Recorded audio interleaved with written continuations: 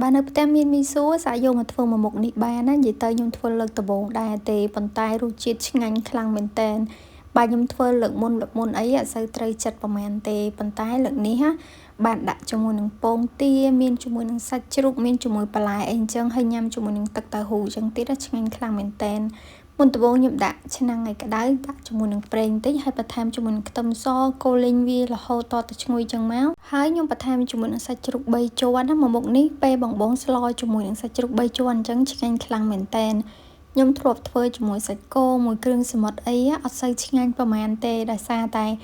វាប្រហែលជាអត់សូវមានខ្លាញ់ដូចសាច់ជ្រូកអីអញ្ចឹងពេលយើងញ៉ាំមួយសាច់ជ្រូកទៅអូយរសជាតិឡើងតុនឆ្ងាញ់ខ្ទិះមែនតើបន្ទាប់ពីកូរលីងខាទឹកប្រៃមកខ្ញុំបន្ថែមជាមួយនឹងទឹកបន្តិច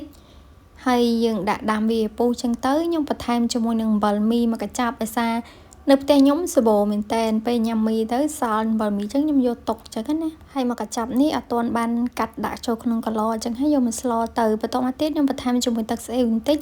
ហើយអានេះវិញមកតេសឆាអញ្ចឹងណាបងពេលទិញអីមកទៅមានអញ្ចឹងក៏ខ្ញុំដាក់តិចទៅអត់មានបាច់ដាក់ក្បាលដែរ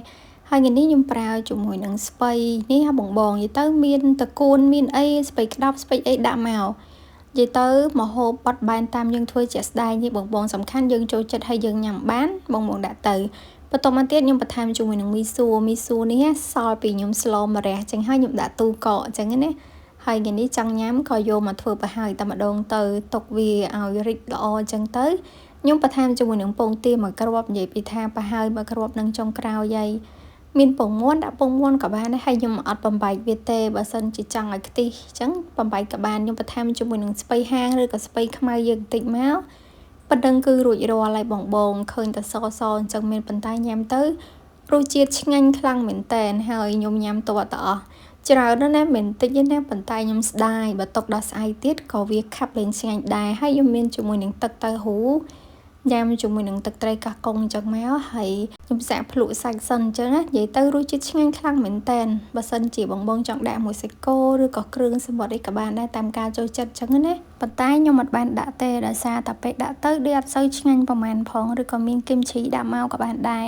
ជាពិសេសពងទាពេលដែលយើងដាក់អញ្ចឹងទៅញ៉ាំរសជាតិឆ្ងាញ់ខ្លាំងមែនតើហើយពេលដែលញ៉ាំហើយនឹងក៏ដល់ថ្ងៃរៀងឲ្យសៀលឡើងគឺមេឃភ្លៀងរហូតឥឡូវឲ្យតែមេឃម៉ោង4ម៉ោងអីគឺចាប់ផ្ដើមភ្លៀងហើយដោយសារតែព្យុះឮថាដល់ថ្ងៃទី31បងឃើញគេផ្ញើសារចុះក្នុងទូរស័ព្ទអញ្ចឹងណាបន្ទាប់មកដល់ថ្ងៃរៀងជ្រេដែរក៏ញ៉ាំជាមួយស្វាយចេះហើយ